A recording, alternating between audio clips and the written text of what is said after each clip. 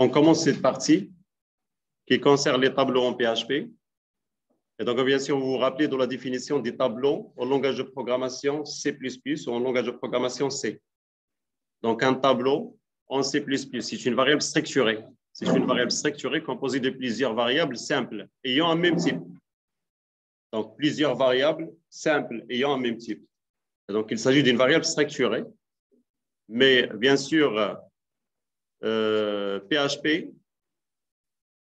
nous donne la possibilité d'avoir des tableaux qui supportent plusieurs variables ayant des types différents aussi. Donc, la possibilité d'avoir des variables ayant des types différents. Et donc, en PHP, un tableau est une variable structurée composée de plusieurs variables simples ayant des types, ayant un même type ou des types différents. C'est-à-dire, c'est possible de stocker dans un même tableau à la fois des chaînes de caractères, des entiers, des réels, des booléens, et ainsi de suite. Ça, c'est possible, bien sûr, en PHP. Et même les tableaux en PHP sont des tableaux dynamiques. C'est-à-dire, il y a la possibilité d'agrandir dynamiquement la taille à chaque demande d'insertion. Donc, en demande d'insertion d'un élément, la taille augmente dynamiquement. C'est-à-dire que ce n'est pas la peine de préciser le nombre d'éléments du tableau. Ce n'est pas la même chose que le langage de programmation C. Au langage de programmation C++, là, je parle de la création statique des tableaux. Parce que vous avez déjà vu aussi la création dynamique des tableaux en C++ à l'aide des pointeurs. Donc, vous avez déclaré un pointeur, puis après, vous avez utilisé l'opérateur new.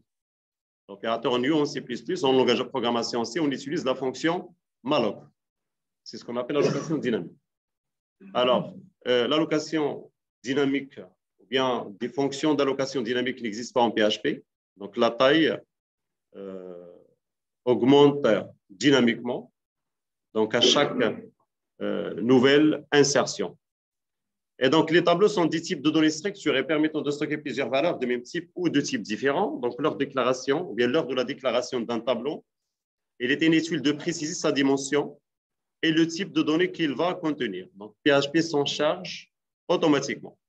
Les tableaux sont dits dynamiques, donc à chaque nouvelle entrée enregistrée dans le tableau, PHP agrandit sa taille de un élément. Le langage PHP propose également deux types distincts de tableaux, donc les tableaux indexés numériquement et des tableaux associatifs. Et donc, des tableaux indexés numériquement, c'est-à-dire des tableaux que vous avez déjà vus. En langage de programmation C++, donc c'est-à-dire l'accès à chaque élément se fait via un indice. Donc, on fait la même chose au PHP. Si vous voulez accéder à un élément d'un tableau indexé numériquement, il faut utiliser un indice. Il y a aussi la possibilité d'avoir des tableaux associatifs. Et donc, c'est l'équivalent des dictionnaires en C#. Donc, vous avez déjà vu peut-être le langage de programmation C#, vous avez déjà utilisé les dictionnaires. Et donc, c'est l'équivalent des dictionnaires. Les tableaux associatifs sont présentés sous forme des couples et clés-valeurs. Sous forme des couples et clés-valeurs, c'est-à-dire à chaque clé, on associe une valeur. Les clés peuvent être soit des entiers, soit des chaînes de caractères. C'est-à-dire à la clé 1, on associe la valeur numéro 1. À la clé 2, on associe la valeur numéro 2. La clé il peut être soit une valeur entière, soit une valeur chaîne de caractères. Donc après, je vais vous montrer ça avec des exemples. Et donc, on va aller directement à notre fichier et je vais vous montrer comment créer des tableaux en PHP. Je vais effacer le code que j'ai créé. Donc, bien sûr, après, vous allez trouver la réponse dans le cours. Alors, ici, PHP. Et je vais créer un tableau en PHP. Donc, $T, un tableau indexé numériquement. Donc, $T de 0 reçoit, par exemple, alors, un LMI, un nom quelconque. Et puis, $T de 1 reçoit Ahmed.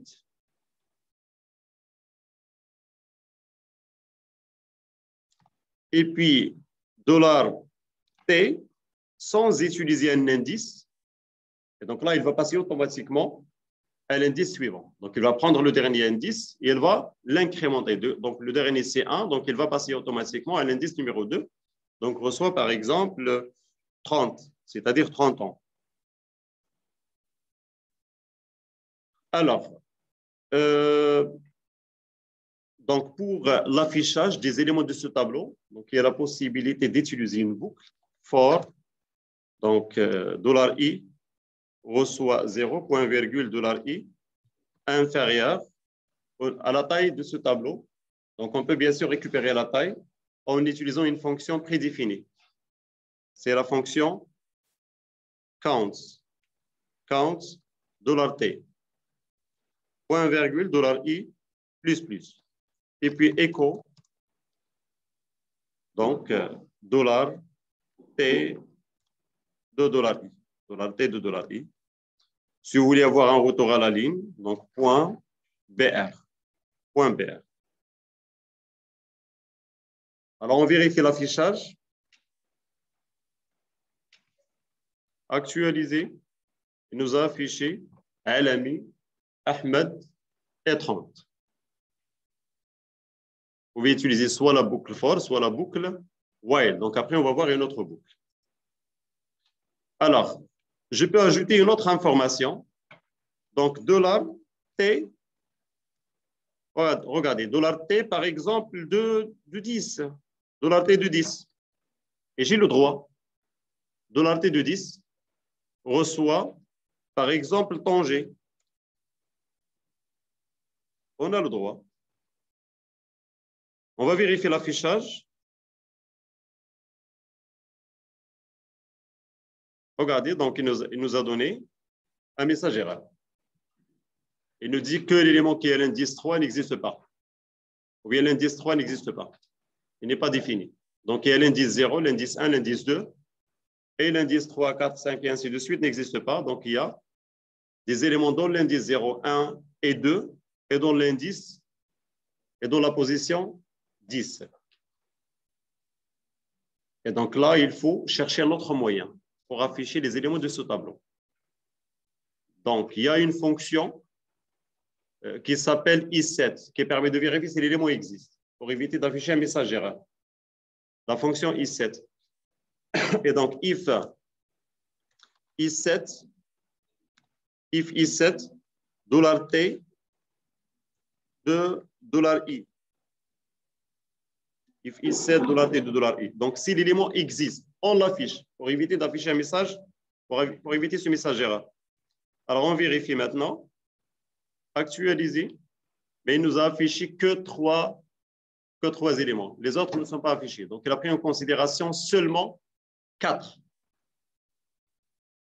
Donc, il n'a pas affiché. Donc, il y a dans le tableau, il y a combien d'éléments? Il y a 4 éléments. Et donc, avec count, nous avons récupéré la valeur 4, qui est la taille. Mais ici, la valeur Tanger est affectée à la position 10. Et donc, comment peut-on résoudre ce problème? À l'aide de la boucle for, ce n'est pas possible. Directement comme ça. Donc, il faut chercher un autre moyen. Alors, de toute façon, on va essayer de voir la structure de cette variable, des informations sur la variable $t. Donc, il y a une fonction très, très importante. C'est la fonction qui s'appelle vardamp. C'est une fonction très, très importante qui permet d'afficher des informations sur la variable. Comment il est structuré, cette variable. Et donc, vardamp $t. Vardamp $t. Vardamp $t. Bien sûr, ici, vous pouvez passer plusieurs variables, pas une seule variable. Si vous voulez avoir des informations sur plusieurs variables, donc vardamp $A, $B, $C, ainsi de suite. C'est possible d'afficher des informations sur plusieurs. Alors, on vérifie d'abord comment il est structuré cette variable $t. Voilà. Il nous a donné un tableau qui a la taille 4. Vous voyez? Qui a la taille 4. Il contient combien d'éléments? 4 éléments. Il contient 4 éléments. Mais le problème au niveau des indices. Donc, ces indices représentent aussi des clés. Ce sont des clés. Et donc, la clé 0, à la clé 0, Donc, la valeur Alami est affectée ou bien est associée à la clé 0. La valeur Ahmed est associée à la valeur 1. La valeur 30 est associée à la clé 2. La valeur Tanger est associée à la clé 10. Et donc, il faut trouver un moyen pour afficher l'ensemble des informations. Et donc, comment procéder? Il y a une boucle. Et avec la boucle for, est-ce qu'il y a un moyen?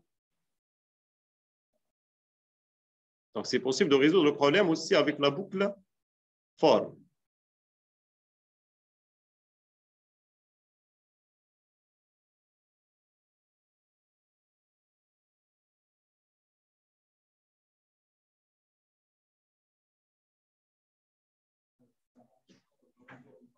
Donc, on a un compteur. Quand est-ce qu'il faut incrémenter le compteur?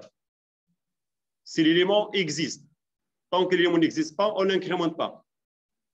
C'est-à-dire, l'incrémentation de compteur doit dépendre d'une condition. Et donc, je vais enlever l'incrémentation. Et donc, if is $7, on affiche.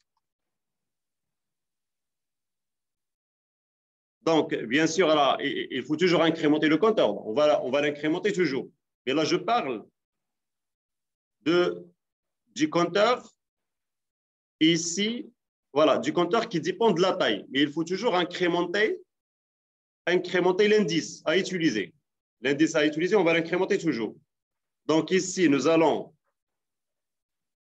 incrémenter $i, donc plus. Ici, nous allons utiliser une autre variable. Donc ici, $i reçoit 0, donc $i inférieur à count $t. Ici, par exemple, J reçoit 0. Et là, nous allons utiliser $j. Et $j doit s'incrémenter toujours. Et donc, $j plus. $j doit s'incrémenter toujours, dans tous les cas. Mais $i doit s'incrémenter si l'élément existe. Si l'élément existe, on incrémente $i. Alors, on va vérifier maintenant. Actualiser. Alors, il y a encore une erreur. Voilà. Donc là, je dois analyser le code. Donc ici, for $i reçoit 0, $i. Voilà, ici, $j. Ici, $j. C'est bon? Donc ici, $j. Alors, on vérifie. Voilà. Elle a mis Ahmed 30, Tanger. Elle a mis Ahmed 30, Tanger. Et donc, le problème est résolu. C'est-à-dire, on n'est pas obligé d'utiliser une autre boucle. On peut utiliser toujours la boucle for ou la boucle while. Mais bien sûr, pour résoudre ce problème, PHP nous a proposé une autre boucle, la boucle for each. Et donc, cette boucle intègre aussi la vérification de l'élément. Est-ce qu'il existe ou pas? Nous allons utiliser maintenant la boucle for each pour résoudre ce problème qui nous a demandé donc d'écrire un code de plus. Et donc, for each. Alors, je vais effacer d'abord les autres lignes de code. Donc, voilà, je vais effacer tout. Et donc, for each, $t sur le tableau, as, $élément, as, $élément. Echo, et nous allons afficher les éléments. Donc, $élément, point, un BR, et on vérifie. Donc, je vais faire des modifications. Donc, par exemple, ici, rabat. Actualiser. Alors, il y a une erreur, je pense, liée à l'utilisation de quoi? Oh, oui, for each, oui, bien sûr. Alors, for each, non. Alors, for each, voilà. For each, $t, as, élément. Actualiser. Donc, voilà, elle a mis Ahmed, 30 et rabat. Avec un minimum de lignes de code. Avec un minimum de lignes de code, donc deux lignes de code. Et donc, déjà le tableau indexé numériquement est présenté aussi sous forme d'un tableau associatif. Il y a des indices. Et les indices, ce sont des clés normalement. Ce sont des clés. Les indices, ce sont des clés. Alors, si vous voulez afficher aussi les clés, Donc, $T as $K, $value. Alors, on affiche value. Donc, on va avoir le même résultat. Regardez ici, le même résultat. Si vous voulez afficher aussi les indices, les clés.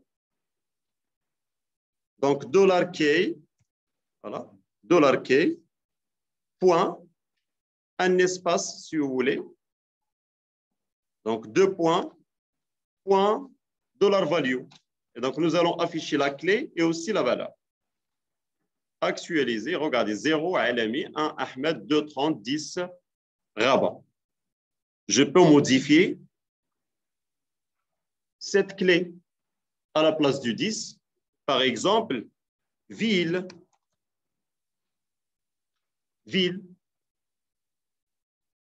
Alors, on vérifie maintenant, actualiser. Voilà, 0 Alami, 1 Ahmed, 2, 30, ville, Rabat. Et donc, c'est une particularité de PHP par rapport au langage de programmation C++, c'est-à-dire il nous donne la possibilité d'utiliser des indices et aussi des chaînes de caractères, des clés, soit sous forme des valeurs entières ou bien sous forme des chaînes de caractères. Bien sûr, si on a le droit de faire $T de 1,5, c'est possible. Mais qu'est-ce qu'il va faire? Il va prendre juste la partie entière. Elle va prendre juste la partie entière. Ou bien $T de true. $T de true. Elle va prendre 1. $T de 0. Elle va prendre 0. $T de false. Elle va prendre 0 à la place de false. Mais ici, il y a par exemple, donc ici, il y a par exemple $T de 0,5. $T de 0,5. Alors, on va vérifier. Actualiser. Regardez. Elle a écrasé le contenu de la première cellule. Elle l'a écrasé. Elle a considéré juste le deuxième élément. Elle a écrasé le premier, car il a pris en considération seulement la partie entière. Et donc, il a affiché Ahmed, il n'a pas affiché Alami. Mais avec 1,5, regardez le résultat. 0 Alami, 1 Ahmed, 2, 30 et ainsi de suite. Alors, ville, Rabat. Donc, il y a aussi la possibilité d'utiliser le mot-clé array pour construire un tableau. Donc, $T reçoit array. Et donc, par exemple, Alami,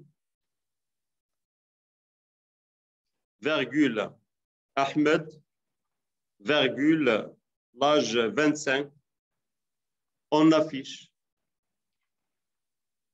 Au lieu de l'utilisation du mot-clé array, pour simplifier encore, des crochets. On affiche, regardez, pour les clés, il va nous afficher 0, 1, 2, un tableau de 3 éléments. Donc, soit en utilisant le mot-clé array ou bien les crochets. Voilà, la même chose. Voilà. Pour avoir un tableau associatif, par exemple, ici, le nom, à la clé nom, nous allons associer la valeur à Alami. À la clé prénom, nous allons associer la valeur Ahmed. À la clé âge, nous allons associer la valeur 25. On vérifie, regardez le résultat d'affichage, nom Alami, prénom Ahmed et âge 25. Avec l'utilisation du mot-clé array, regardez. Array, parenthèse, et je ferme la parenthèse.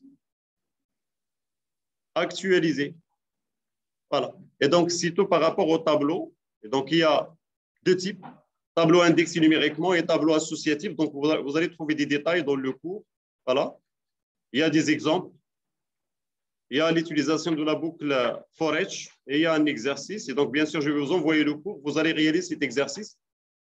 Là, vous allez construire un tableau HTML dynamique à partir de ce tableau. Donc, vous allez considérer le tableau comme étant une source de données. Et puis, vous allez considérer un fichier texte comme étant une source de données. C'est-à-dire que vous allez charger des informations à partir d'un fichier texte. Voilà, donc, la séance d'aujourd'hui est terminée.